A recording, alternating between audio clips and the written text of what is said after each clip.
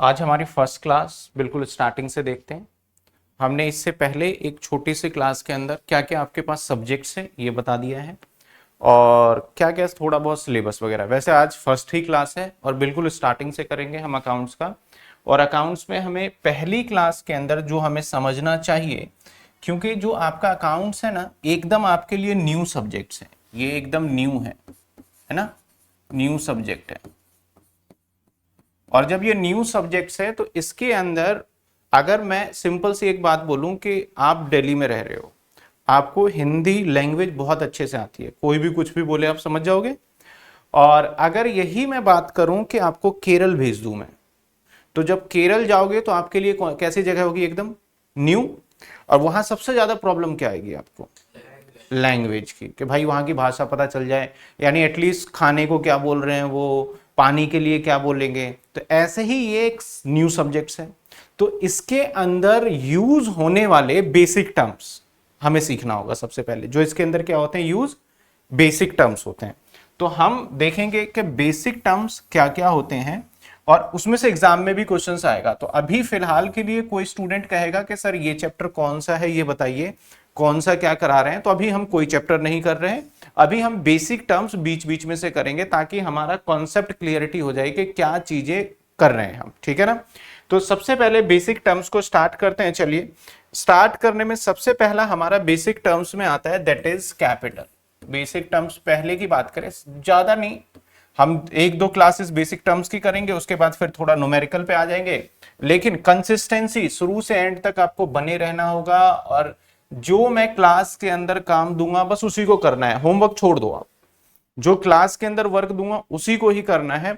Exam आपका बहुत simple रहता है, लेकिन अगर आपने पढ़ा हुआ हो तो, अदरवाइज आपको मुश्किल लगेगा ये, ठीक है ना। और पहले 5 से 6 दिन जब मैं पढ़ाऊंगा ना, तो मैं 5 से 6 दिन यानी 5 क्लास मान लेते हैं, शायद आपको लगे यार क्या नई नई चीजें आ रही है, थोड़ा सा दिक्कत हो आपको। लेकिन 4 से 5 क्लास के बाद आपको लगेगा ये तो हमारा ही सब्जेक्ट है, इसे तो पढ़ने में कोई दिक्कत ही नहीं है, ठीक है। तो सबसे पहला वर्ड जो हम सीखने वाले हैं, दैट इज वर्ड का नाम है कैपिटल। जनरली इस कैपिटल वर्ड की अगर हम बात करें तो ये कैपिटल वर्ड ना दो जगह यूज होता है। एक तो कई बार हम जैसे किसी प्रदेश, किसी राज्य, किसी स्टेट की राजधानी को भी हम क्या बोल देते हैं, कैपिटल ऑफ स्टेट बोल देते हैं। दूसरा, जो हम अल्फाबेटिकल लिखते हैं एबीसीडी, उसके अंदर भी दो तरीके की एबीसीडी होती है, एक बड़ी वाली होती है और एक छोटी वाली। तो बड़ी वाली को क्या बोलते हैं, कैपिटल लेटर। लेकिन यहां पे कैपिटल का मतलब अलग है, कैपिटल का मतलब है यहां पे पूंजी। कैपिटल का क्या मतलब है यहां पे, पूंजी। अब ये होता क्या है, बहुत सिंपल तरीके से समझते हैं। मान लो आप बिजनेस है आपका, आपका नेम क्या है, काव्यांश। तो काव्यांश, और ये आपके माइंड में एक थॉट आ रहा है कि यार अपनी दुकानदारी स्टार्ट करते हैं, और आपने एक दुकान स्टार्ट करने का सोचा। मान लेते हैं दुकान जो स्टार्ट किया वो कपड़े की दुकान स्टार्ट करने का सोचा। तो आप जब सोच रहे हो तो आपको कहीं ना कहीं एक दुकान देखना पड़ेगा। आपने इसको रेंट पे लिया चाहे खुद खरीदा, वो मैटर नहीं करता। तो ये आपका दुकान है,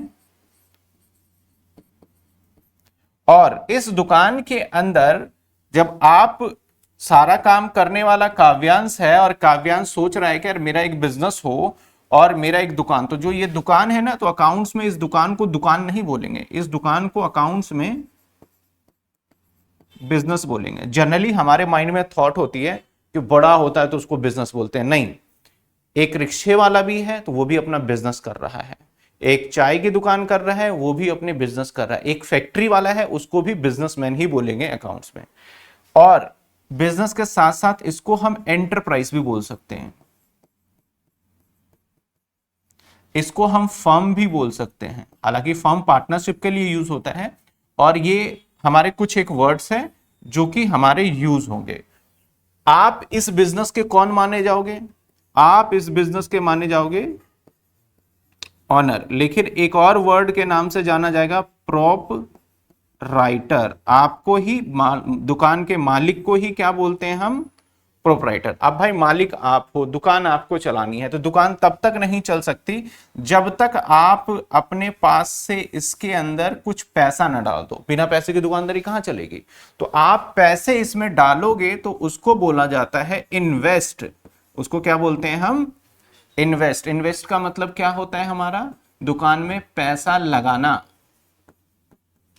दुकान मतलब बिजनेस में पैसा लगाना। लेट सपोज आपने अपने दुकान में जो पैसा लगाया वो लगाया, सपोज करो 5 लाख रुपए।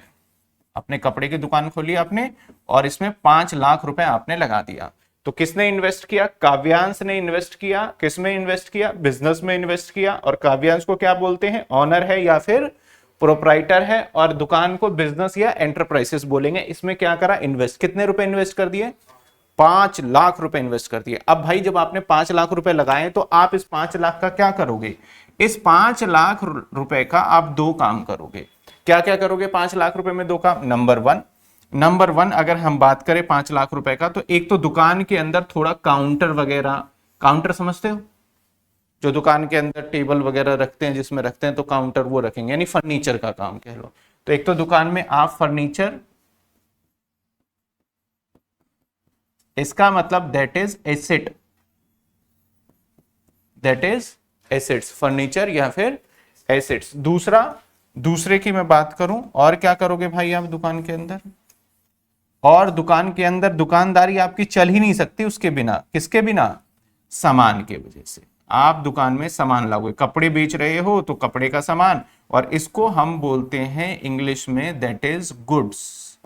इस सामान को, यानी माल जिसे बोलते हो आप, इसको गुड्स। अगर आपकी दुकान है तो इसके अंदर आप जीन्स, शर्ट, पैंट जो भी बेच रहे हो वो चीजें बेचोगे। तो यहां पे हुआ क्या?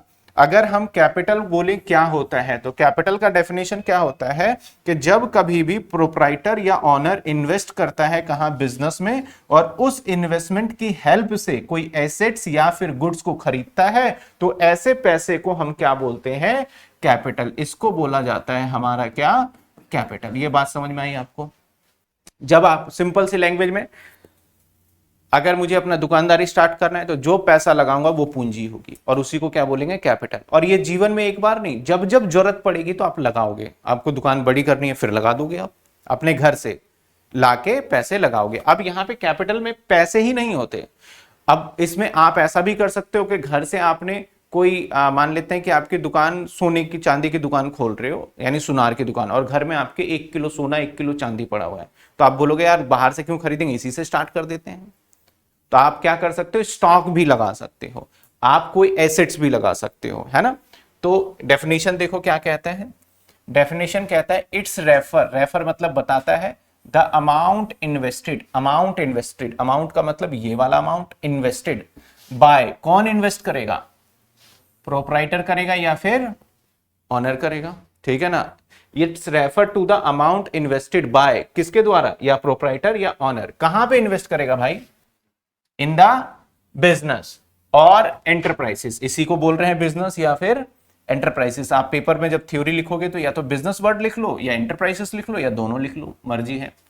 इट इज द अमाउंट, और ये जो पैसा है, विद द हेल्प, इसकी मदद से क्या खरीदेगा? वो गुड्स को खरीदेगा और एसेट्स खरीदेगा। ये फर्नीचर वगैरह, टीवी वगैरह, और जो भी दुकान में जिसका यूज हम लंबे समय तक करते हैं उसको एसेट्स बोलते हैं। आर परचेज इन बिजनेस, अगर ऐसा काम है कोई तो उसे हम क्या बोलेंगे? कैपिटल। तो ऐसा कोई भी काम कर रहा हो तो उसको क्या बोल देंगे हम? कैपिटल। यहां तक कोई दिक्कत है तो बताओ, यहां तक एकदम क्लियर है? तो पहला डेफिनेशन किसका देख लिया हमने सर? कैपिटल का डेफिनेशन देख लिया। First definition is capital. चलिए दूसरे डेफिनेशन पे चलते हैं, अगले डेफिनेशन पे चलते हैं। आइए, अगला वर्ड हमारे लिए जो होने वाला है, क्योंकि इसी एग्जाम्पल से थोड़ा रिलेटेड है, तो नेक्स्ट वर्ड है हमारा दैट इज ड्राइंग। अब ड्राइंग आपने सुना है, पेंटिंग को भी ड्राइंग बोलते हैं, अभी तक तो यही सुना था, लेकिन यहां पे ड्राइंग का मतलब थोड़ा अलग होता है। क्या वर्ड है हमारा? ड्राइंग। ड्राइंग का मतलब होता है बिजनेस से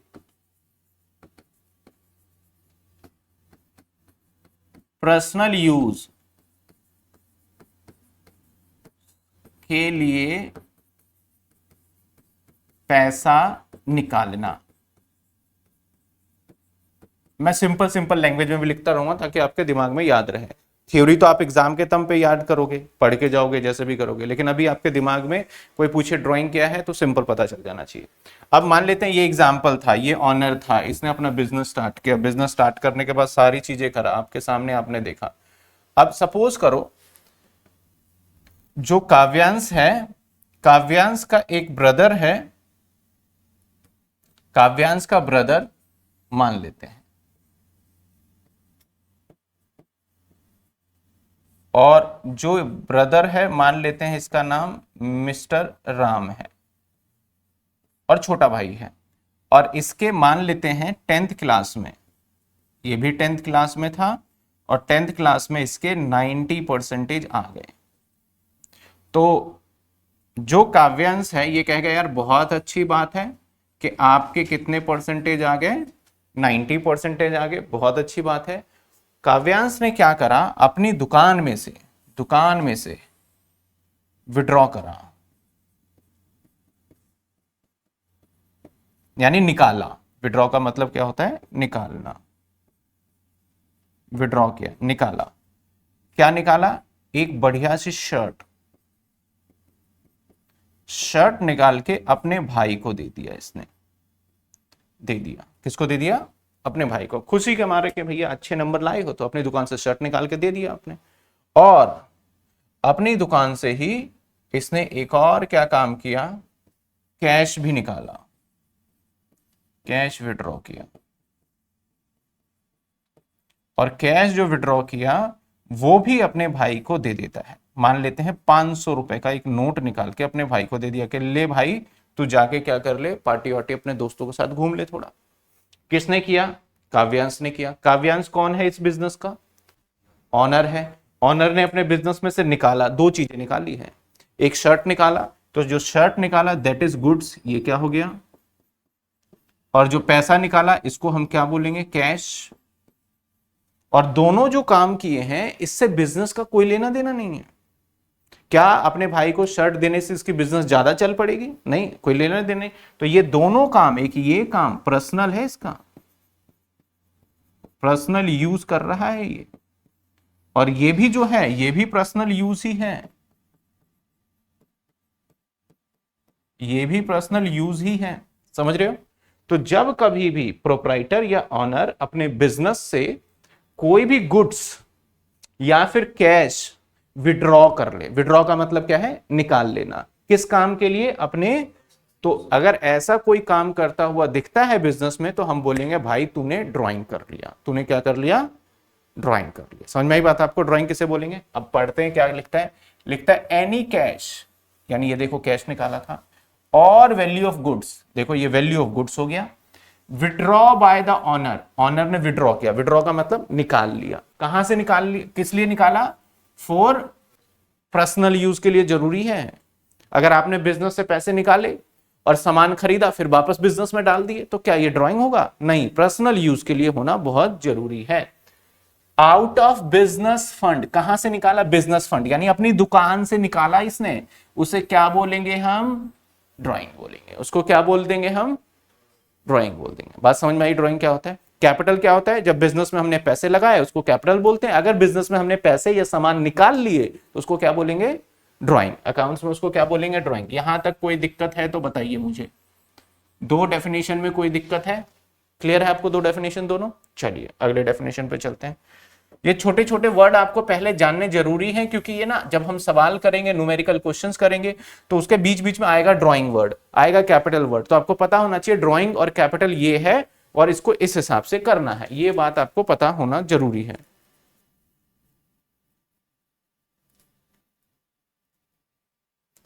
चलिए अगले वर्ड की तरफ चलते हैं, दैट इज परचेज, या फिर हम एक्वायर भी बोल देते हैं इसको, या फिर इसको बाय भी बोल देते हैं, ठीक है ना। ये शब्द होता है, इसका मतलब होता है खरीदना। इसका मतलब होगा खरीदना। और भाई खरीदने से मतलब क्या खरीदना, तो सिर्फ और सिर्फ गुड्स खरीदना। क्या खरीदना, गुड्स खरीदना। अब परचेज जब करते हैं तो हम परचेज करते टाइम पे दो ऑब्जेक्टिव होते हैं, यानी देखो दो तरीके के बिजनेसमैन होते हैं और वो अपने अपने लिए परचेज करते हैं। अगर मैं बिजनेसेस की बात करूं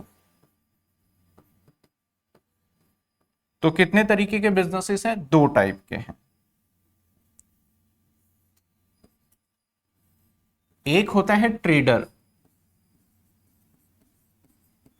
ट्रेडर, और एक होता है मैन्युफैक्चरर।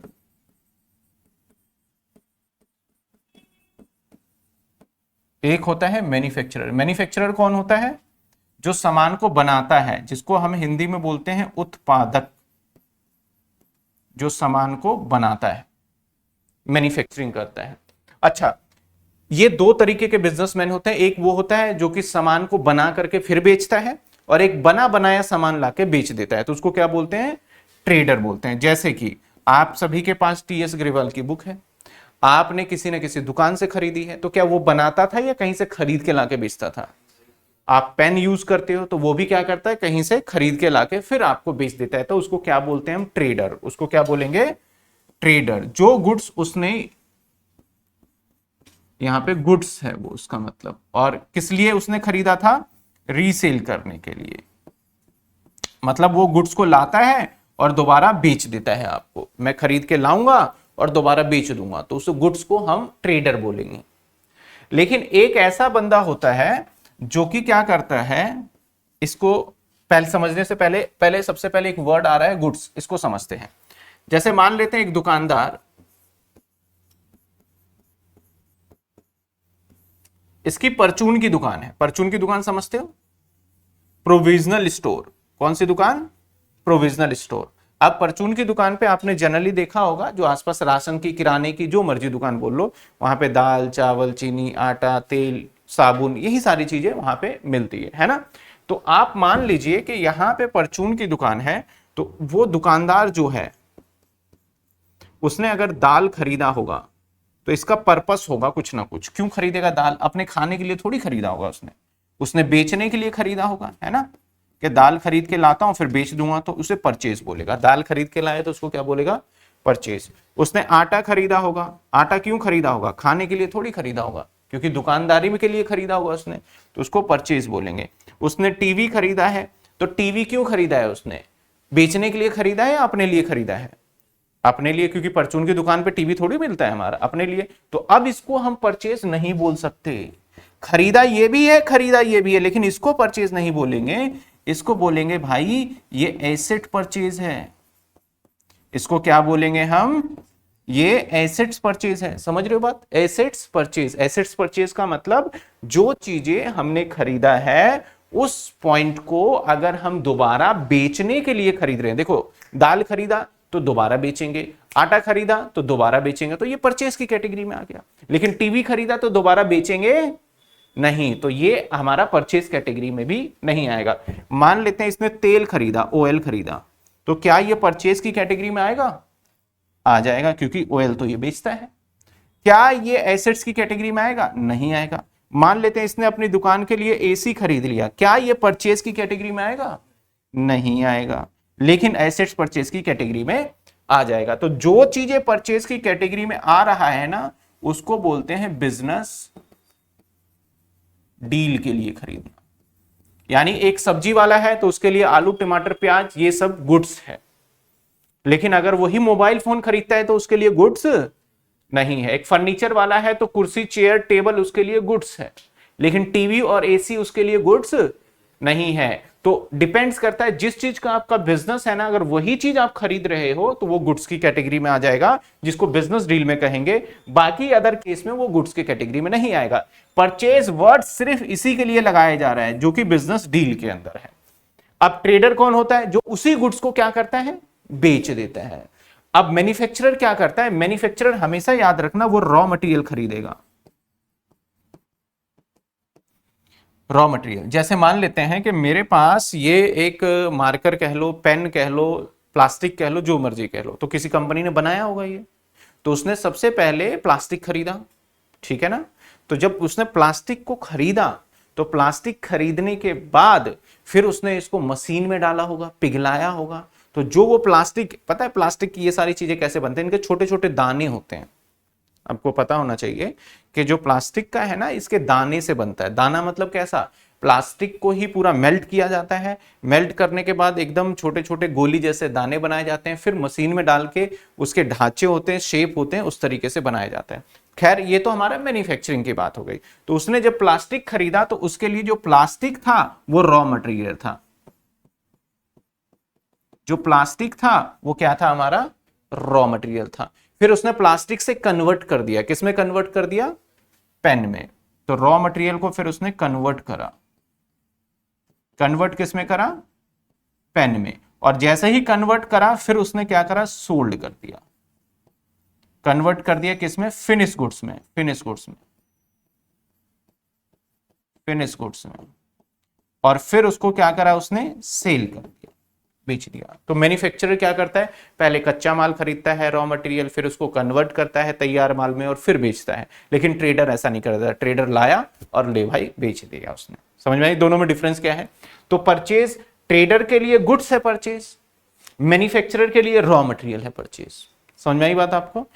देखते हैं डेफिनेशन क्या कहता है। डेफिनेशन में कहता है हमारे, देखिए कहता है the term purchase is use only purchase of goods. ये पहले लाइन समझ में आया, परचेज शब्द का इस्तेमाल सिर्फ किसके लिए होगा, अब गुड्स पता है आपको क्या होता है, जो कि हम बिजनेस के लिए, डील के लिए करते हैं।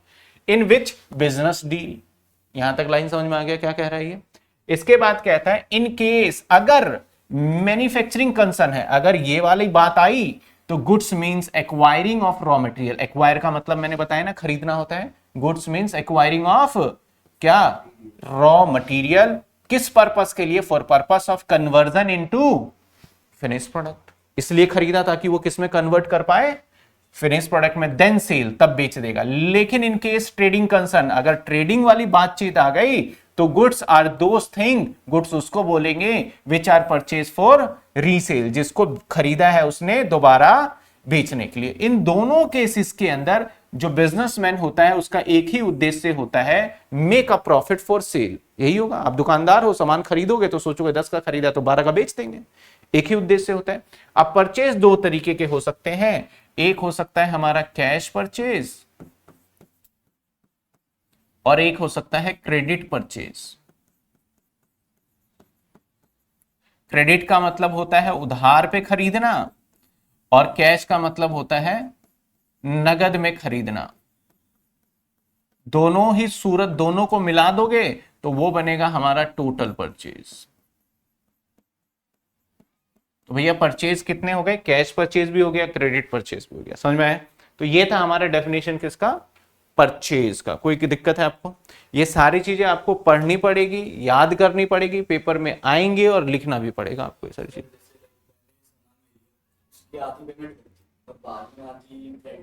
हाँ, जैसे मान लो मैंने 50 रुपए का सामान लिया, 10 रुपए दे दिए तो 10 रुपए आ जाएगा कैश में, और मैंने बोला भाई मैं तुम्हें 40 बाद में दूंगा तो 40 आ जाएगा क्रेडिट में।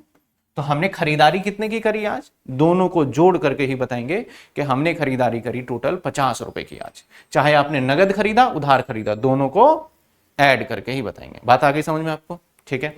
चलिए इसके बाद एक और बेसिक टर्म्स देखते हैं, point number 4, that is purchase return. अब परचेज रिटर्न क्या होता है समझो। मान लो एक दुकानदार है, ये दुकानदार है, दुकानदार है और ये उसकी दुकान है, ये उसकी दुकान, किसकी दुकान, दुकानदार की दुकान, ठीक है। अब दुकानदार जो है ना वो दुकान के अंदर ही बैठेगा, दुकानदार दुकान के अंदर रहता है। अब दुकानदार को ना सुबह सुबह या सामान जो दे के जाता है ना दुकान में, जैसे कोई भी दुकानदार है तो उसको भी सामान कहीं से खरीद के लाता है, तो जो सामान दे के जाता है ना, जैसे मान लो ये व्यक्ति इसको सामान दे करके जाता है, तो इसको पता है क्या बोलते हैं, सप्लायर, ठीक है ना। होलसेलर भी बोल देते हैं, थोक विक्रेता मतलब होलसेलर मतलब थोक, जो कि एक साथ बेचता है। तो जो सामान दे के जाता है ना दुकानदार को, उसको क्या बोलते हैं, सप्लायर। तो भाई सप्लायर से हम सामान को क्या करते हैं, परचेज करते हैं। लेकिन कई बार ऐसा आता है जब सप्लायर से हम सामान खरीद लेते हैं ना, तो सप्लायर की भी गलती नहीं। जैसे मैं बंद की बात, ब्रेड, ब्रेड जानते हो, ब्रेड आप सबने खाया है, तो ब्रेड के अंदर ना एक्सपायरी डेट होता है, ठीक है। मेरे पास एक ब्रेड है, इस ब्रेड के ऊपर एक्सपायरी डेट होता है। अब एक्सपायरी डेट जैसे मैं देखूं तो इसे यूज 11/5 तक कर सकते हैं, यानी 10 दिन की एक्सपायरी डेट है इस पे। अब 11/5 के बाद किसी कस्टमर को दोगे, वो लेगा नहीं इसको, तो भाई दुकानदार का नुकसान नहीं होता। इस केस में सब रिटर्न कर देते हैं। वो किसको रिटर्न कर देते हैं, सप्लायर को, सप्लायर फिर दूसरा दे देता है उसको, ठीक है ना। ऐसे ही कुछ सामान हमें दिया गया, उसके ऊपर एक्सपायरी डेट था, तो मैं जनरली क्या करूंगा भाई, ये यार ये एक्सपायरी डेट वाला सामान आ गया, तो जब सामान खरीदा तो परचेज, अब मैं क्या करूंगा, ये सामान मैं वापसी करूंगा। किसको वापसी करूंगा, एक्सपायरी डेट वाला है, किसको वापसी कर दूंगा मैं, सप्लायर को वापस कर दूंगा। तो जब परचेज किया हुआ सामान वापसी कर देते हैं तो इसको बोला जाता है परचेज रिटर्न। परचेज रिटर्न तो सिंपल वर्ड है, इसका एक और नाम है, और दूसरा नाम पता है क्या है, रिटर्न आउटवर्ड। दूसरा नाम क्या है, रिटर्न आउटवर्ड। अब सर रिटर्न आउटवर्ड नाम क्यों पड़ा, परचेज रिटर्न तो इसलिए नाम पड़ गया, परचेज किया था उसको वापसी कर रहे हैं, परचेज रिटर्न। आउटवर्ड, आउटवर्ड का मतलब होता है, आउटवर्ड का मतलब होता है बाहर, मतलब किसी को बोलते हैं गेट आउट, तो आउट का मतलब बाहर ही होता है। तो आउट, तो देखो जब परचेज रिटर्न हो रहा है तो हमारी दुकान से सामान कहां जा रहा है, बाहर जा रहा है, आउटवर्ड हो रहा है वो। अगर दुकान में सामान आता ना तो क्या बोलते हैं, इनवर्ड हो रहा है, और दुकान से सामान जब बाहर जाता है तो उसको क्या बोलते हैं, आउटवर्ड। तो आउटवर्ड क्या हो रहा है, रिटर्न आउटवर्ड हो रहा है, इसलिए इसका नाम क्या पड़ गया हमारा, रिटर्न आउटवर्ड। समझ में आया। चलिए डेफिनेशन देखिए, व्हेन परचेज गुड्स आर, जब गुड्स को खरीदा था, रिटर्न कर दे, किसको रिटर्न कर दे मेरे भाई, सप्लायर को। दीज आर नोन, उसको जाना जाता है किस नाम से, purchase return. Such return also termed, ये वाले रिटर्न को एक और नाम से जानते हैं, क्या नाम है, रिटर्न आउटवर्ड। बात समझ में आई आपको, परचेज रिटर्न। कोई दिक्कत यहां तक, सबको समझ में आ गया। कैपिटल, बिजनेस में पैसा लगाना, ड्राइंग, बिजनेस से पैसे निकाल लेना, किस काम के लिए, पर्सनल काम के लिए। परचेज, गुड्स को खरीदना। परचेज रिटर्न, जो खरीदा था उसमें कुछ कमी की वजह से वापस करना पड़ा, तो उसको परचेज रिटर्न बोलेंगे। क्लियर है यहां तक। चलिए आगे देखते हैं एक और definition, that is a sale. अब हम सेल की बात करें, इसी को एक और नाम से जानते हैं, टर्नओवर। इसी को एक और नाम से जानते हैं, रेवेन्यू भी बोल देते हैं कई बार, ठीक है ना। तो जनरल भाषा में सेल्स वर्ड यूज करते हैं, लेकिन ज्यादातर बिजनेस में आप जाओगे ना, तो बड़ी बिजनेस की बात करें, जब आप बड़ी बड़ी कंपनी में जॉब करोगे, देखोगे, तो वहां पे टर्नओवर बोलेंगे। ये नहीं बोलेंगे सर आज की सेल्स इतनी है, वो पूछेंगे टर्नओवर कितनी है, ठीक है ना। तो इसका मतलब बहुत सिंपल से वर्ड में अगर मैं बोलूं, इसका मतलब होता है सामान को बेचना, इसका मतलब होता है बेचना, ठीक है। अब किस चीज को बेचना, जैसे मान लो पिछले वाले एग्जाम्पल को ही ले, कि एक दुकानदार है, परचून की दुकान है किराने की, उसने अगर मान लेते हैं कि दाल खरीदा था, तो उसके लिए क्या था, दाल खरीदा था तो उसके लिए परचेज था। लेकिन अगर वो उसी दाल को बेच देगा ना, तो उसके लिए क्या माना जाएगा पता है, सेल। उसने आटा खरीदा था तो उसके लिए क्या था, परचेज था, अगर इसी को बेचेगा तो बनेगा सेल। उसने टीवी खरीदा तो परचेज नहीं था, लेकिन भाई टीवी पुराने हो जाने के बाद भी बेचेगा ही किसी न किसी को, तो अगर ये बेचेगा तो वो सेल भी नहीं होगा, उसे क्या कहा जाएगा, एसेट सेल। उसे क्या कहा जाएगा, एसेट सेल, ठीक है। अगर उसने मान लेते हैं तेल खरीदा, ऑयल खरीदा, तो क्या माना जाएगा, परचेज, लेकिन अगर उसे बेचेगा तो क्या माना जाएगा, सेल। ऐसे ही अगर मान लेते हैं वो एसी खरीदता है, तो क्या वो परचेज माना जाएगा, नहीं माना जाएगा। लेकिन अगर उसे बेच दे तो क्या सेल माना जाएगा, नहीं भाई, फिर तो सेल भी नहीं माना जाएगा, उसे क्या माना जाएगा, एसेट सेल्स। यानी आप देखो, थोड़ा सिस्टमेटिक देखो, जिस चीज को हम खरीद रहे हैं, अगर उसी को बेच रहे हैं, तभी सेल वर्ड का इस्तेमाल करना है आपको। समझ में आई बात आपको। अब सेल दो तरीके की हो सकती है, सेल्स दो तरीके के हो सकते हैं। सर कौन कौन से दो तरीके के सेल्स हो सकते हैं, एक तो हम गुड्स बेचते हैं, एक क्या बेचेंगे, गुड्स। मान लेते हैं कि मैं, मेरी परचून की दुकान है, आप आए मेरे से ब्रेड लिया, मैंने आपको ब्रेड दे दिया, तो ये ब्रेड जो है ये गुड्स है, क्या है, माल, गुड्स है। तो एक सामान बेचेंगे, गुड्स का मतलब हम आपको जो बेचेंगे वो क्या बेचेंगे, सामान बेचेंगे। और एक में होता है हम सर्विस बेचेंगे, सर्विस। जैसे मैं आपसे पढ़ा रहा हूं तो मैं आपसे क्या लूंगा, फीस लूंगा, ट्यूशन फीस लूंगा। तो वो जो पैसे मैं लूंगा आपको, कुछ मैं दे के थोड़ी ना भेज रहा हूं सामान, तो मैं अपनी नॉलेज भेज रहा हूं, तो ये हो गया सर्विस। सर्विस कौन कौन देते हैं, टीचर्स हो गए, डॉक्टर हो गए, एडवोकेट हो गए, ये सब क्या देते हैं हमारे, सर्विस। इसलिए कोई सामान नहीं दे रहे आपको, क्या दे रहे हैं, सर्विस हो गया। जैसे रेलवे हो गया, बस हो गया, आप ओला बुक करें, ओला में बैठे, दूसरी जगह छोड़ दिया, उसके बाद ऐसा थोड़ी बोलोगे टैक्सी भी घर लेके जाऊंगा मैं, ये तो नहीं हो सकता। तो वो क्या दे रहा है, हमें सर्विस दे रहा है। समझ में आई बात आपको। तो सर्विस देने के लिए हम सेल वर्ड नहीं लगाते, इसके लिए हम वर्ड लगाते हैं प्रोवाइड। ठीक है ना, जैसे सर्विस देना, मैं थोड़ी बोलूंगा कि मैंने आज आपको 4 डेफिनेशन बेच दिया है, ऐसे तो नहीं बोल सकता। 4 डेफिनेशन मैंने आपको सिखाया है। सर्विस देने के लिए क्या होता है, प्रोवाइड। और गुड्स के लिए हम क्या वर्ड इस्तेमाल करते हैं, सेल। गुड्स के लिए क्या वर्ड इस्तेमाल करते हैं हम, सेल। बात आ रही है समझ में कि नहीं आ रही। तो सर्विस के लिए क्या वर्ड यूज करोगे, प्रोवाइड, और गुड्स के लिए क्या वर्ड यूज करोगे, सेल। आइए देखते हैं डेफिनेशन सेल का। कहता है the term sale, sales word is used, use होगा only for sale of those goods. मतलब सर सेल शब्द का, सेल उसी को बोलना, सेल उसी के लिए रहेगा जो सेल करोगे दोज गुड्स, वो गुड्स जिसको आपने खरीदा था रीसेल के लिए। यानी सेल वर्ड उसी के साथ यूज करना जिसको आपने खरीदा था रीसेल करने के लिए, उसी के लिए सेल वर्ड का इस्तेमाल होगा। इट्स ऑल्सो इंक्लूड, सेल में यह भी माना जाएगा, revenue from service provide to customer. अगर कोई भी रेवेन्यू, सेल को ही रेवेन्यू कहते हैं, किसी कस्टमर को सर्विस देने की वजह से आता है तो वो भी सेल का हिस्सा ही माना जाएगा। The term sales never use, sales word कभी इस्तेमाल मत करना, किसके लिए, सेल ऑफ एसेट्स। अगर आपने कोई एसेट्स बेचा तो उसके लिए सेल वर्ड का इस्तेमाल मत करना। फॉर एग्जाम्पल देखो, अगर एक क्लॉथ डीलर है, क्लॉथ डीलर का मतलब जिसका काम कपड़े उपड़े बेचने होते हैं उसे क्लॉथ डीलर बोलते हैं। सेल क्लॉथ, अगर वो क्लॉथ बेचता है तो इट विल बी, उसे टर्म्ड एज सेल, उसको तो सेल बोलेंगे। But if same cloth dealer, अगर वही कपड़े का व्यापारी अपना पुराना फर्नीचर या टाइपराइटर यानी कीबोर्ड वगैरह बेच दे तो it will not termed as sale, उसे सेल्स वर्ड नहीं बोलेंगे।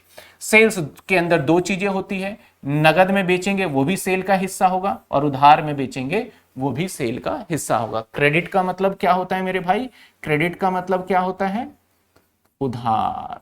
समझे बात, समझ में आया। सेल, सेल क्या होता है, जब कभी भी हम कोई गुड्स बेचते हैं और जिसको खरीदा था उसको अगर बेच दे तो उसे क्या बोलेंगे, सेल।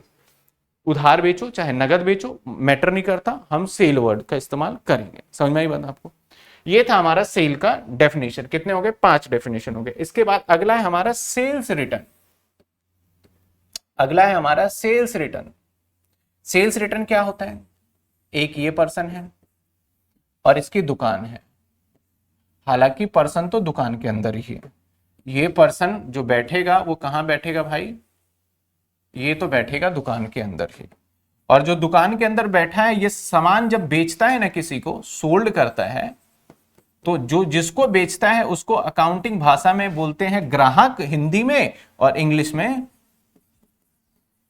कस्टमर। क्या बोलते हैं, कस्टमर। तो मैंने भाई सामान बेच दिया कस्टमर को, लेकिन कस्टमर को वो सामान पसंद नहीं आया या सामान में कोई कमी था, तो कस्टमर क्या करेगा, उस सामान का हमें वापसी दे देगा ना, खुद यूज तो नहीं करेगा, वो क्या करेगा, वो वापसी दे देगा। अगर सामान की तरफ डिफेक्ट है, ऐसा नहीं कि मेरा मन नहीं कर रहा भाई, तो वो नहीं वापसी होता। वापसी वही होता है जो कि जेन्युइनली दुकानदार को लगे हाँ यार इसमें तो दिक्कत है, इसलिए क्या करेगा, वापसी। तो वापसी करेगा तो हमारे दुकान के अंदर सामान आ रहा है, इनवर्ड हो रहा है, तो इसका एक नाम पड़ गया हमारा सेल्स रिटर्न, और एक पड़ गया रिटर्न इनवर्ड। एक नाम क्या पड़ गया, रिटर्न, एक क्या नाम पड़ गया, सेल्स रिटर्न, और एक क्या नाम पड़ गया, रिटर्न इनवर्ड। इसका मतलब होता है सेल्स रिटर्न का मतलब, सेल्स रिटर्न सिंपल भाषा में बोलूं तो बिका हुआ माल माल वापस आना। समझे ना, आना मतलब हमारे पास आ गया, हमने बेचा था और वापसी आ गया। बात समझ में आई आपको? कोई दिक्कत यहां तक? सब समझ में आ रहा है क्या चल रहा है? ठीक है, कितने डेफिनेशन कर ली हमने? 6। पहला क्या? कैपिटल। कैपिटल क्या होता है बताओ? जो पैसा लगाते, कहां लगाते हैं? बिजनेस में। एसेट्स और गुड्स के लिए कहां लगाते हैं? बिजनेस में, तो उसे क्या बोलते हैं? कैपिटल। अच्छा, ड्राइंग क्या होता है? एसेट्स या गुड्स अपने पर्सनल यूज के लिए, यहां पर्सनल वर्ड जरूरी है, तो उसे क्या बोल देंगे? ड्राइंग। इसके बाद हमारा था परचेज। परचेज क्या होता है? कोई भी गुड्स खरीदेंगे तो उसके लिए परचेज। परचेज रिटर्न, जब हमने सप्लायर को वापस कर दिया सामान तो परचेज रिटर्न। सेल्स, कोई भी गुड्स या सर्विस प्रोवाइड करेंगे तो उसके लिए सेल। अगर वही चीज कस्टमर से वापसी आ गया सामान तो सेल्स रिटर्न। बात समझ में आ रही है आपको? चलिए देखो, जो क्लासेस है मैं सारी क्लासेस रिकॉर्ड करूंगा और इसका मैं आपको बैकअप भी दूंगा। बैकअप का मतलब एक लिंक मैं दे दूंगा, यूट्यूब पे अपलोड करूंगा तो लिंक दे दूंगा, जिसके अंदर आप मान लेते हैं कि मैंने इतनी सारी चीजें बता रहा हूं तो नॉट पॉसिबल। इसको अगर आपको देखो वीडियो का, आज के टाइम पे देखोगे हर बच्चा कहीं ना कहीं वीडियो से पढ़ रहा है। 10th में भी आपने इस्तेमाल किया होगा, किसी टीचर्स का मैथ्स का सवाल नहीं आया तो वो यूज कर लिया, किसी का साइंस का सवाल नहीं आया तो यू यूज कर लिया, हर कोई करता है। तो ये आपके लिए सेकेंडरी ऑप्शन में प्रोवाइड करूंगा। ऐसा नहीं कि आपको आता है और फिर भी आप देख रहे हो तो उसमें आपका टाइम खराब है। अगर जो चीज आता है उसके लिए कभी वीडियो मत देखिए, और जो चीज आपको नहीं आता है उसके लिए आपको देखना है। बाय चांस मान लो किसी दिन आप छुट्टी पे चले गए या बीमार हो गए, नहीं आ पाए, तो जब वीडियो रहेगा तो आपको बैकअप क्लास कैसे मिलेगा? ये लिंक आपको दे देंगे। अगली क्लास में जब आप आओगे तो वो पूरा देख करके तब आना है, ताकि अगली क्लास में आपको कोई दिक्कत ना हो और ये ना बोलो कि सर मैं पिछली क्लास में नहीं आया था, क्योंकि ये सेम जाएगा आपके पास बिल्कुल। तो अगली क्लास में कोई एक्सक्यूज नहीं होना चाहिए। यानी आपकी जितनी क्लासेस मैं लूंगा एक भी छुट्टी होगी नहीं, भले ही आप किसी दिन गलती से छुट्टी पे रह जाओ तो भी आपको वो क्लास बैकअप का कंप्लीट करना ही करना होगा। समझ में आई बात आपको? चलिए अगले एक और डेफिनेशन पे देखते हैं।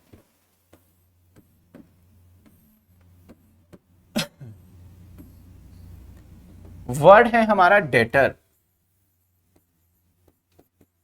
वर्ड क्या है हमारा? Debtor word. ठीक है ना। अब डेटर क्या होता है सर? डेटर का मतलब, इसको देखो पढ़ने में ना बड़ा चक्कर है इसमें। पढ़ने में पढ़ा जाता है डेब्टर, ऐसे पढ़ेंगे ना, DEBTOR, डेब्टर। लेकिन इंग्लिश के अंदर बड़ी सारी चीजें ऐसे होता है जो साइलेंट होता है, तो इसके अंदर बी जो है वो साइलेंट है। बी भूल जाओ तो क्या पढ़ोगे? बी को दिमाग में मत लाओ तो क्या पढ़ोगे? डेटर। तो इसको बोलते हैं हम डेटर। और इसी का एक और नाम है दैट इज रिसीवेबल। इसी का एक और नाम है दैट इज रिसीवेबल। सर ये होता क्या है? इसका मतलब होता है उधार माल बेचना। अभी समझ लेते हैं मतलब। लेट सपोज करो कि एक व्यक्ति है जिसको मान लेते हैं मिस्टर ए है, ये दुकानदार है। दुकानदार है, ये कौन है? दुकानदार है, ठीक है ना। आपकी 11 बजे इकोनॉमिक्स की क्लास है ना, ठीक है। ये दुकानदार है। अब ये दुकानदार जब कोई दुकान पे रहता है तो वो ऐसा नहीं कि बहुत कम, दिन भर में बहुत सारे कस्टमर से डील करता है। मतलब कोई लड़की आ रही है, लड़का आ रहा है, बच्चा आ रहा है, बूढ़ा आ रहा है, तो ये सभी तरीके के कस्टमर आते हैं। हम किसी को उधार सामान भी देते हैं और किसी से नगद भी देते हैं। अगर आपकी किसी दुकान पे रोज रोज जाते हो ना, तो अगर मान लो किसी दिन आपके पास पैसे नहीं है तो वो उधार भी दे देता है। आपने नोटिस किया होगा कि भैया मैं बाद में दे जाऊंगा, ठीक है यार दे जाना बाद में।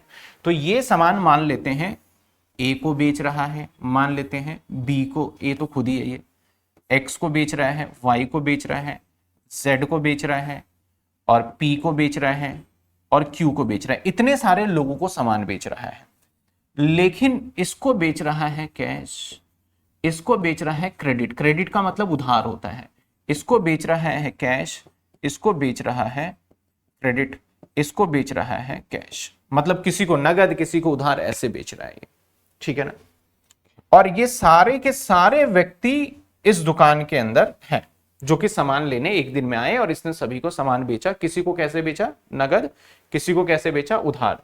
मान लेते हैं इसको जो बेचा वो 1000 रुपए का बेचा, इसको जो बेचा वो 2000 का बेचा, इसको बेचा 500 रुपए का बेचा, इसको जो सोल्ड किया 300 रुपए का बेचा, इसको जो बेचा 200 रुपए का बेचा। तो मैं आपसे जानना चाहता हूं कि उधार किस किस को बेचा, वो जानना चाहता हूं। तो उधार जो बेचा वो बेचा एक किसको, इसने Y को, और Y को कितने का बेचा इसने, और किसको उधार बेचा है? P को भी उधार बेचा हमने, P को।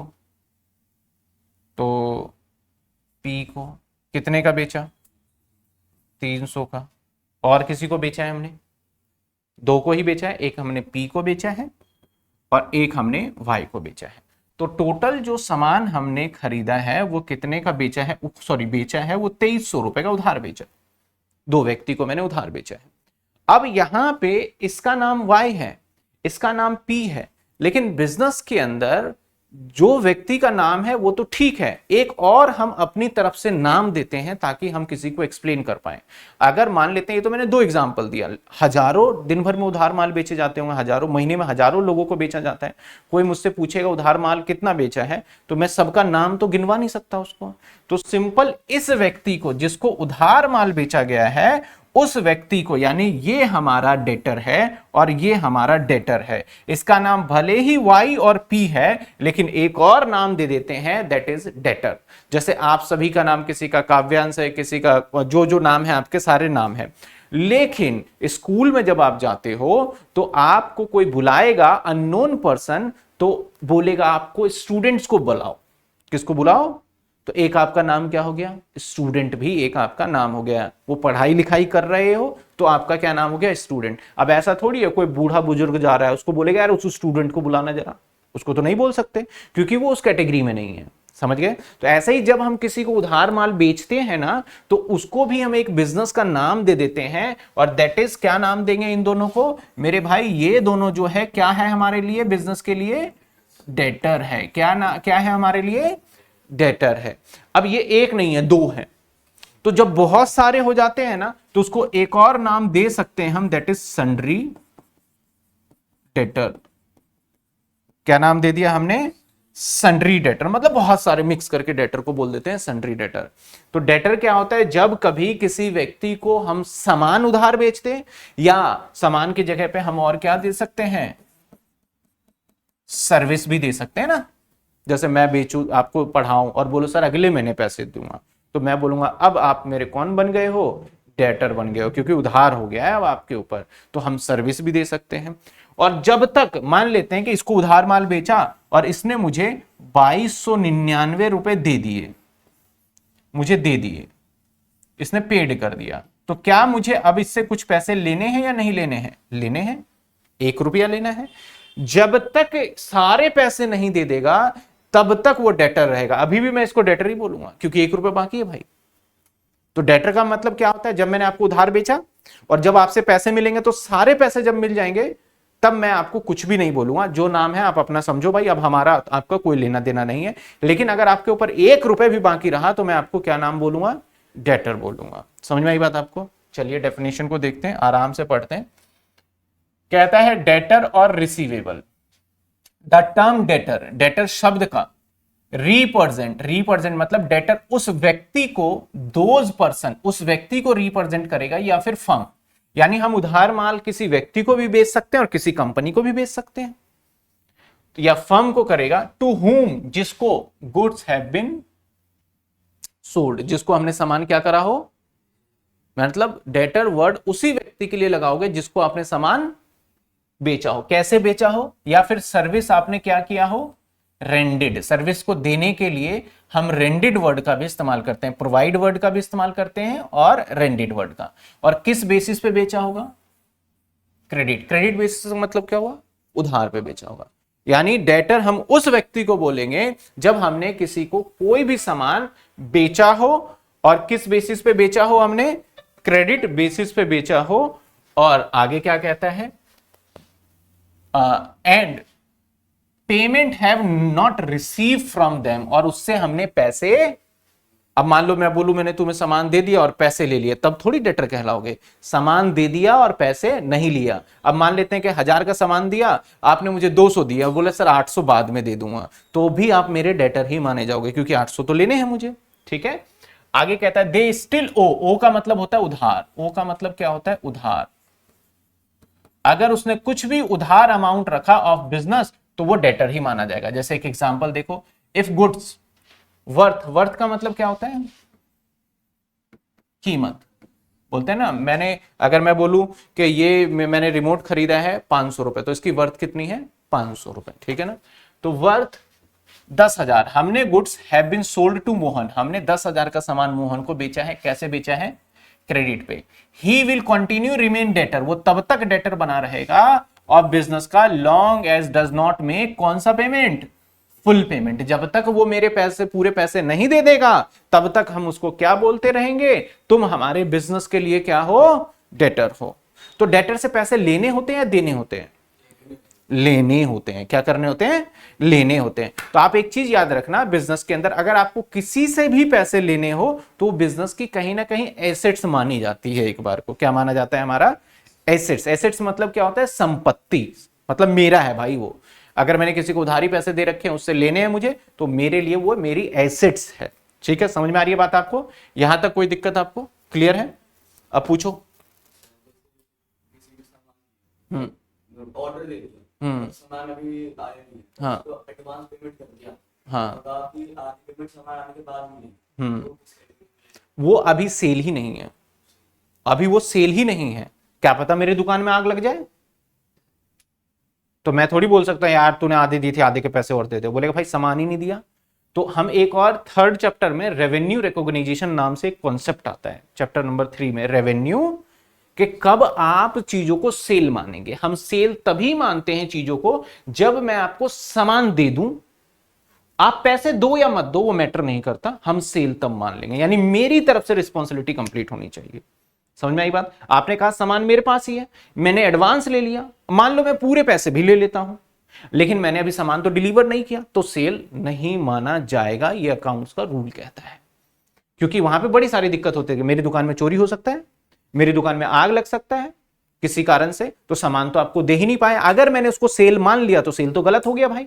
तो सेल हम हमेशा जब भी अकाउंटिंग करते हैं ना, तो जब काम हो जाता है तब उसकी अकाउंटिंग करते हैं, सोच वाली को नहीं करते। एक कस्टमर आया, भैया जीन्स कितने की है? 2000 की। मैंने उसने बोला 300 को दूंगा, मैंने नहीं दे रहा, भाग जाए से, तो क्या मैं उसे सेल के अंदर लिख लूंगा? नहीं, मैं उसे जीन्स दे दूं और उससे पैसे ले लूं, तब मैं उसको सेल के अंदर मानूंगा। ये मैं डेफिनेशन भी कराऊंगा, ये थर्ड चैप्टर के अंदर आएगा। ठीक है, और कोई क्वेरी इसके अंदर?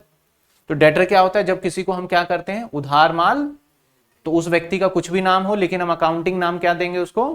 डेटर। और बहुत सारे डेटर होंगे तो उसको क्या बोलेंगे? Sundry debtor. क्या बोलेंगे हम? Sundry debtor. और डेटर का एक और नाम क्या बताया मैंने? रिसीवेबल। एक और नाम क्या बताया मैंने? रिसीवेबल। बात समझ में आई यहां तक? कोई दिक्कत यहां तक? चलिए एक और डेफिनेशन पे चलते हैं। अभी आपकी लास्ट डेफिनेशन करेंगे, इसके बाद फिर हम आगे करेंगे, एक और क्लास लगाएंगे डेफिनेशन की। दैट इज, ये हमारा है क्रेडिटर। एक वर्ड है, देखो अभी मैंने एक वर्ड दिखाया था क्रेडिट, तो क्रेडिट का मतलब आपने बोला उधार, लेकिन इसके साथ एक और दो वर्ड जोड़ रहा हूं मैं, ओआर, तो ये बन गया क्रेडिटर। इसका मतलब बिल्कुल अलग हो गया। इसी को हम बोलते हैं पेबल। इसका मतलब होता है उधार माल खरीदना। डेटर का मतलब था बेचना और क्रेडिटर का मतलब उधार माल खरीदना। जैसे मान लेते हैं ये बिजनेसमैन है मिस्टर जेड। अब ये बहुत सारे लोगों को बहुत सारे लोगों से सामान खरीदता है, क्योंकि एक बंदा थोड़ी है जो मेरी दुकान में सामान देगा। जो ब्रेड देने आता है वो अलग होगा, आटा देने वाला अलग होगा, चीनी देने वाला अलग होगा, चावल देने वाला अलग होगा, तो अलग अलग सप्लायर होंगे। तो कुछ लोगों को तो हमें नगद ही पैसे दे देते हैं और कुछ लोगों को बोलते हैं भाई बाद में लेना। बाकी 90% दुकानदारी जो चलती है ना, वो उधार पे ही चलती है, क्योंकि बिना उधार के फिर कैसे चलेगा? दुकानदार पता है क्या करते हैं? हम सामान ले लेते हैं, फिर बेच के शाम तक पैसे कमाते हैं, फिर हम सप्लायर को, सामने वाले को दे देते हैं। तो ये सभी कौन है? सप्लायर। अब मान लेते हैं, जो इस सब से मैं एरो कर देता हूं, और ये कौन है? ये है दुकानदार, ये है दुकानदार। अब दुकानदार जब सामान खरीद रहा है, जिससे नगद सामान खरीद रहा है, उसको कुछ नहीं बोलेंगे। मान लेते हैं इसका नाम पी, क्यू, आर और एस है। इससे सामान खरीद रहे हैं उधार, तो हाँ भाई अब तेरे को बोलेंगे हम, तेरा नाम भले ही क्यू है लेकिन तुझे क्या बोलेंगे हम? क्रेडिटर। क्या बोलेंगे हम? इससे भी मान लो उधार खरीदा हमने, तो भाई तेरा नाम क्या था? आर था ना, लेकिन तुझे आर छोड़ तुझे क्या बोलेंगे? क्रेडिटर। इससे कैश में खरीदा, तेरा नाम क्या था भाई? एस, तो ऐसे ही रहेगा क्योंकि नगद खरीदा है। समझ में आई बात आपको? तो जब किसी से उधार माल खरीद लेंगे तो उसको क्या नाम से हम बोलेंगे? क्रेडिटर। ऐसे सामान भी खरीद सकते हैं और सर्विस भी खरीद सकते हैं हम। सर्विस को खरीदने के लिए प्रोक्योर वर्ड का भी इस्तेमाल किया जाता है। प्रोक्योर मैं भी बताऊंगा, ठीक है? तो ये बिल्कुल मिलता जुलता है। मतलब इसे बोल सकते हैं हम वाइसा वर्सा। वाइसा वर्सा क्या होता है? उल्टा। डेटर का मतलब उधार माल बेचना और क्रेडिटर का मतलब उधार माल खरीदना। जब हम उधार माल खरीदते हैं तो हमें पैसे देने होंगे या लेने होंगे? देने होंगे। तो जब किसी को भी पैसे देने होते हैं वो हमारे लिए कर्जा माना जाता है। दैट इज बिजनेस में उसको लाइबिलिटी के नाम से जानते हैं। किस नाम से जानते हैं हम? लाइबिलिटी। कर्जा यानी लाइबिलिटी, मतलब कर्जा। समझे बात आप? मतलब कर्जा। यहां तक कोई दिक्कत, कोई परेशानी, कोई दिक्कत है? यहां तक समझ में आ रहा है? डेफिनेशन पढ़ दूं इसकी? चलिए, डेफिनेशन कहता है क्रेडिटर एंड पेबल का। द टर्म क्रेडिटर, क्रेडिटर शब्द रिप्रेजेंट दोज पर्सन, यानी क्रेडिटर उस व्यक्ति को बोलेगा और फर्म को बोलेगा to whom goods have been purchase, जिससे हमने सामान खरीदा है। ठीक है ना? बेचने में क्या था? बेचा था और इसमें खरीदा है। या फिर सर्विस रिसीव किया है क्रेडिट बेसिस पे। किस बेसिस पे? तो भाई क्रेडिटर किसको बोलेगा? जिससे हमने सामान खरीदा है या सर्विस रिसीव किया है। कैसे खरीदा है, रिसीव किया है? क्रेडिट बेसिस पे। और payment has not been made to them, और उसको हमने पैसा नहीं दिया अभी तक मेरे भाई। अब मान लेते हैं कि मैंने 5,000 का सामान खरीदा है और उसको मैं 4,000 रुपए क्या करूं? पेड कर दूं, तब भी तो 1,000 रुपए मुझे देना है, तो स्टिल वो मेरे लिए क्रेडिटर ही माना जाएगा। आगे कहता है some money still owing to them, मतलब कुछ पैसे उसको देने बाकी भी रह जाए तब भी क्रेडिटर होगा। एग्जाम्पल, गुड्स आपने 5,000 का परचेज किया, किससे? गोविंद से, क्रेडिट बेसिस पे। He will continue remain creditor, वो तब तक हमारा क्रेडिटर माना जाएगा of the firm long as full payment is not made to them, जब तक उसको पूरे पैसे ना दे दिए जाए तब तक वो हमारे बिजनेस के लिए क्या रहेगा? क्रेडिटर रहेगा। तो आज हमने टोटल 6-7 डेफिनेशन देख ली। 8 डेफिनेशन हो गई है, ये 8वीं डेफिनेशन है। 6 के बाद ये 7 नंबर है और ये 8 है। ठीक है ना? 8वां डेफिनेशन को एक बार क्विकली देख लेते हैं। क्या सीखा? कैपिटल, बिजनेस में पैसे लगाने को कैपिटल। इसके बाद दूसरा हमने देखा ड्राइंग, बिजनेस से पैसे निकालने को ड्राइंग। इसके बाद परचेज, गुड्स को खरीदने के लिए परचेज। परचेज रिटर्न, जब खरीदा सामान हम वापस कर दे तो परचेज रिटर्न। सेल्स, गुड्स को बेचने के लिए सेल्स। सेल्स रिटर्न, जब बिका हुआ सामान वापसी आ जाए तो सेल्स रिटर्न। डेटर, किसी को उधार माल बेचने को डेटर। क्रेडिटर, किसी से उधार माल खरीदने को उसको क्या बोलेंगे? क्रेडिटर बोलेंगे। डेटर हमारे बिजनेस के लिए क्या होता है? एसेट्स। और क्रेडिटर हमारे बिजनेस के लिए क्या होता है? लाइबिलिटी। यहां तक बात समझ में आई? तो आप फटाफट से, अभी आपकी वैसे इकोनॉमिक्स की क्लास भी मैंने अभी असाइन करवाया था, मैं बताना भूल गया कि अभी आपकी ये क्लास होगी, इसके बाद आपकी इकोनॉमिक्स की क्लास भी हो जाएगी। तो ये मैं पूरी क्लासेस अभी मैं पूछ लेता हूं आपको, या तो मैं ये पूरा पीडीएफ प्रोवाइड कर दूंगा जो घर पे बैठ के आराम से आप नोट कर लोगे। अगर अभी क्लास नहीं हुई तो अभी आपको क्लास में ही नोट करना होगा। ठीक है ना? कोई दिक्कत, कोई परेशानी है तो बताइए। तो सारी क्लासेस आपकी रिकॉर्ड होगी और यूट्यूब पे भी जाएगा। यूट्यूब पे चैनल जो है हमारा है शिक्षा धाम के नाम से है। हमारे 2 चैनल है शिक्षा धाम के नाम से, एक हमारा बीकॉम का है और एक हमारा जो शिक्षा धाम के नाम से चैनल है वो हमारा 12th के नाम से है, 11th एंड 12th। तो 11th एंड 12th वाले चैनल पे सिर्फ 11th और 12th की वीडियो जाती है और बीकॉम के बाद हमारा उस पर सिर्फ बीकॉम की वीडियो जाती है।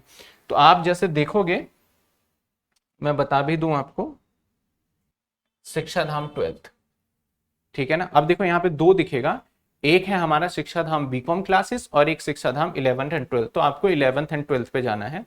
और यहाँ पे आपको वीडियो के सेक्शन में जब जाओगे तो यहाँ आपको वीडियोस मिल जाएंगी जो हम करवा रहे हैं क्लासेस के अंदर। तो अभी बनाया है, कल 10 बजे क्लास में इसमें डलेगा, वो जो भी एडिट वेडिट करके डालते हैं वो डल जाएगा और आपको लिंक भी कल के कल प्रोवाइड हो जाएगा, जिससे आप इस क्लासेस को जितनी मर्जी बार रिपीटेड मोड पे आप देख सकते हो। लेकिन एक चीज को बार बार देखने से बहुत अच्छे तरीके से नहीं आएगा। अगर आपको सारी चीजें समझ में आ गया तो उसको याद कर लो, वो मैं सजेस्ट करूंगा, बेटर रहेगा। ठीक है ना? तो चलिए मिलते हैं हम अगली क्लास के अंदर, और मैं अभी एक बार कंफर्म करके मैं आपको बता दूंगा सारी चीजें।